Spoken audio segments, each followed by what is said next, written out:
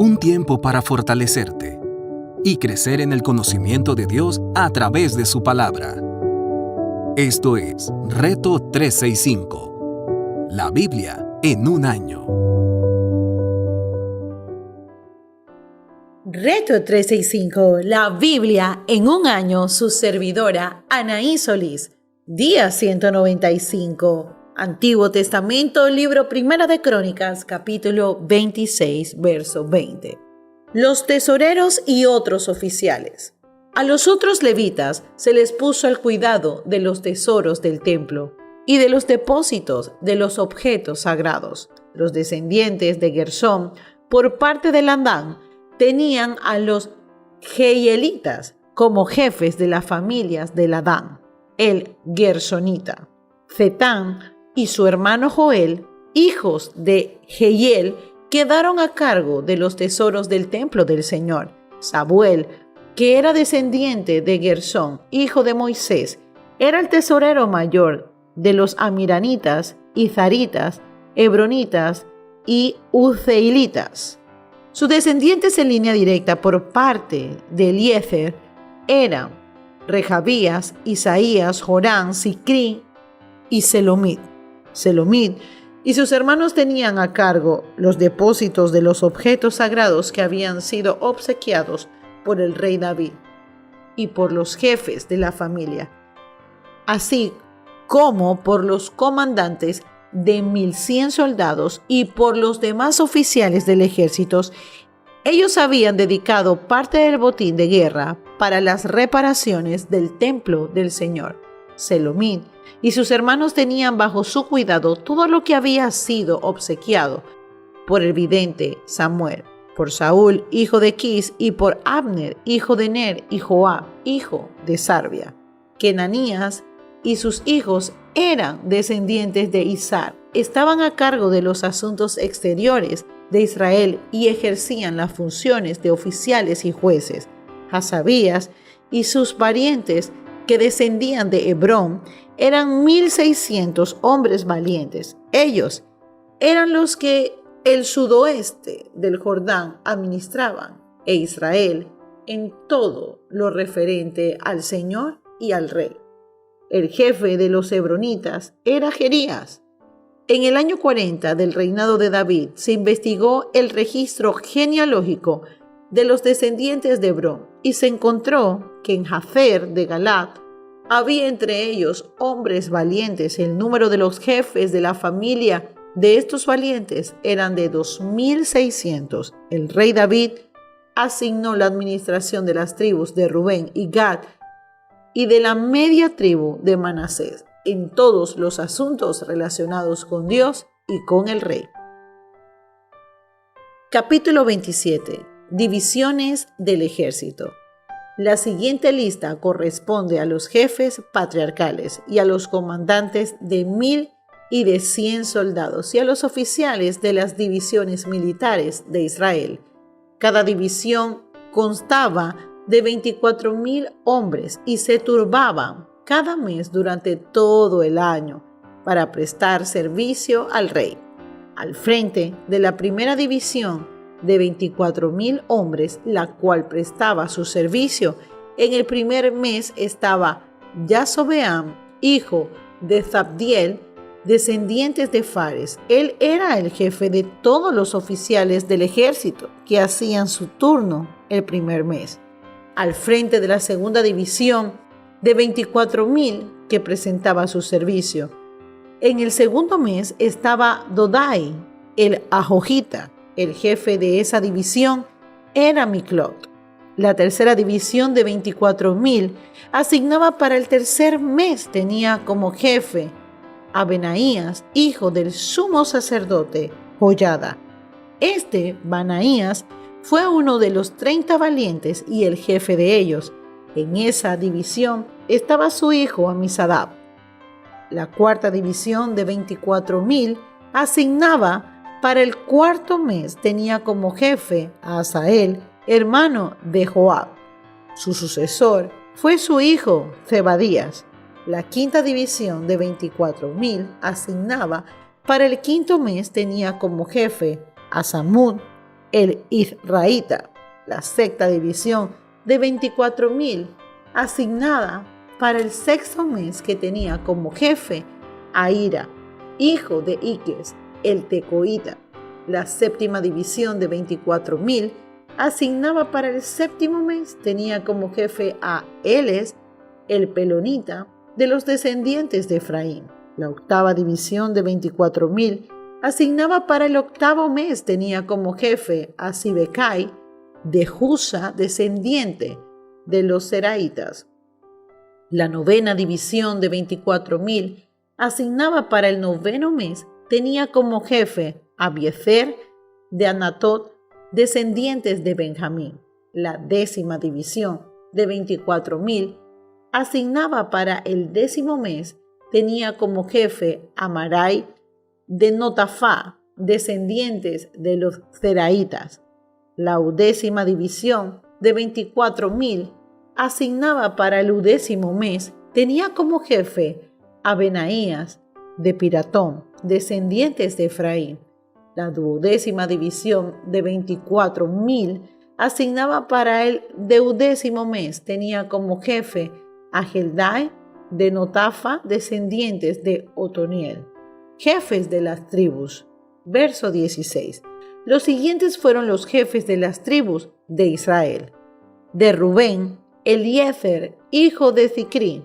De Simeón, Cefatías, hijo de Macá. De Leví, Hasabías, hijo de Kemuel. De Aarón, Sadoc. De Judá, Eliú, hermano de David. De Isaacar, Omri, hijo de Micael. De Zambulón, Ismaías, hijos de Abdías. De Neftalí, Ahirimot, hijo de Azriel. De Efraín, Oseas, hijo de Azazías. De la media tribu de Manasés, Joel, hijo de Pedais.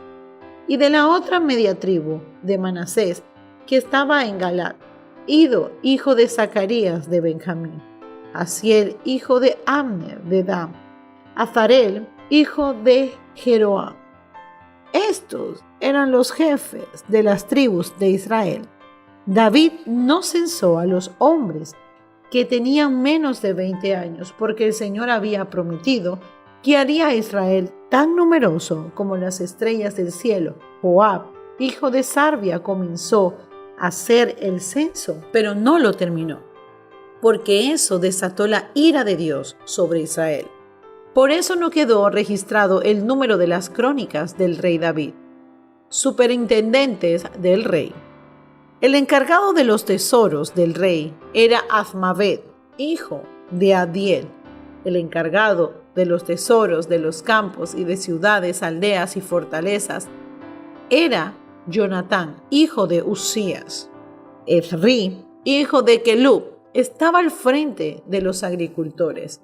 Simí de Ramat estaba a cargo de los viñedos. Zabdi de Sefán era el encargado de almacenar el vino en las bodegas. Baal-Hanán de Geber estaba a cargo de los olivares y de los bosques de sicomoro. De la Cefela, Joás tenía a su cargo los depósitos de aceite. Sitrai de Sarón estaba a cargo del ganado que pastaba en Sarón. Safat, hijo de Adlai, estaba a cargo del ganado de los valles. Obil, el ismaelita, era el encargado de los camellos.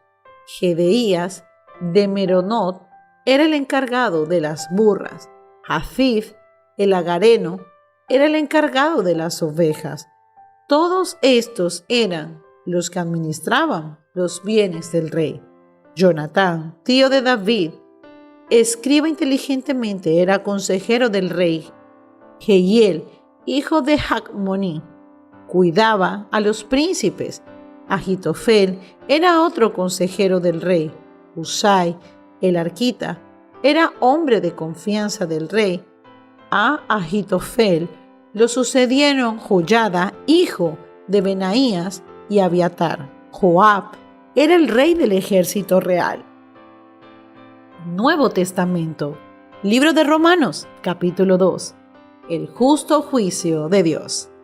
Por tanto, no tienes excusa, tú quien quiera que seas, cuando juzgas a los demás, pues al juzgar a otros te condenas a ti mismo, ya que practicas las mismas cosas. Ahora bien, sabemos que el juicio de Dios está contra los que practican tales cosas, se basa en la verdad.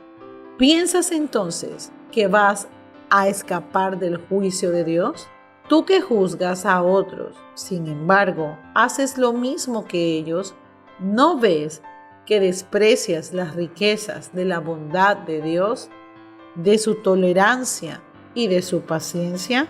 Al no reconocer que su bondad quiere llevarte al arrepentimiento, pero por tu obstinación y por tu corazón empedernido, sigues acumulando castigo contra ti mismo para el día de la ira, cuando Dios revelará su justo juicio.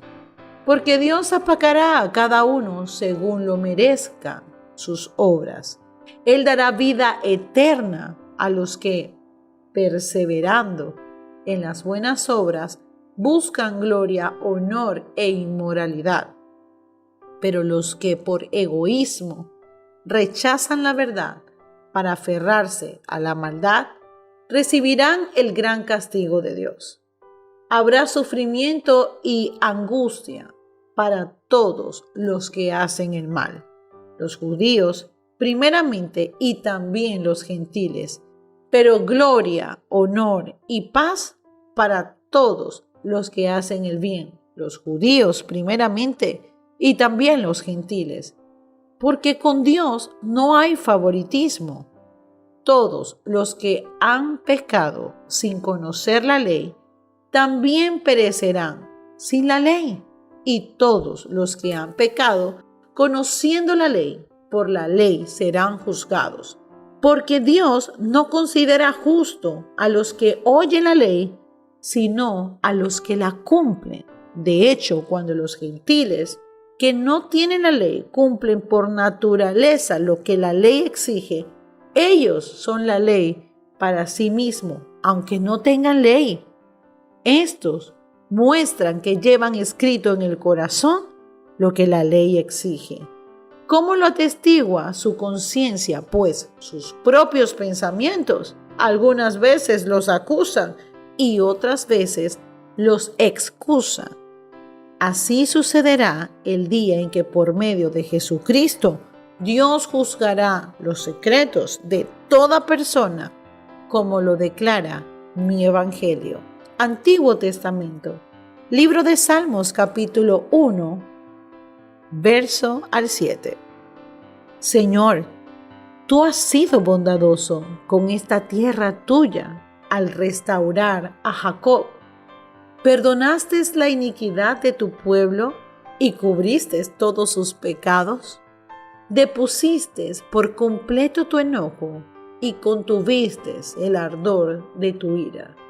Restáuranos una vez más, Dios y Salvador nuestro, por fin a tu disgusto con nosotros. ¿Vas a estar enojado con nosotros para siempre? ¿Vas a seguir eternamente airado? ¿No volverás a darnos nueva vida para que tu pueblo se alegre en ti? Muéstranos, Señor, tu amor inagotable y concédenos tu salvación. Meditación del día de hoy. Podemos ver esta carta del apóstol Pablo, donde habla claramente que Dios no tolera el pecado. O nosotros pagamos por él, o Cristo paga por él. Pero tiene que ser pagado. Por esto no podemos presentarnos ante Dios por nuestros propios méritos. Hemos pecado y no tenemos la capacidad de eliminar el castigo. Si nosotros tenemos que pagar por él, habrá gran castigo de Dios y sufrimiento y angustia. Quiero que sepas, mi querido hermano, que Dios no ignora nuestra rebelión, pero si nos acercamos a Él con fe, Él realmente paga el precio por ti y por mí. Hacerlo le costó muchísimo en la cruz, pero Él fue voluntariamente por la consecuencia de nosotros mismos. Y te preguntarás, ¿por qué lo hizo? ¿Sabes por qué? Por una sola palabra, por amor.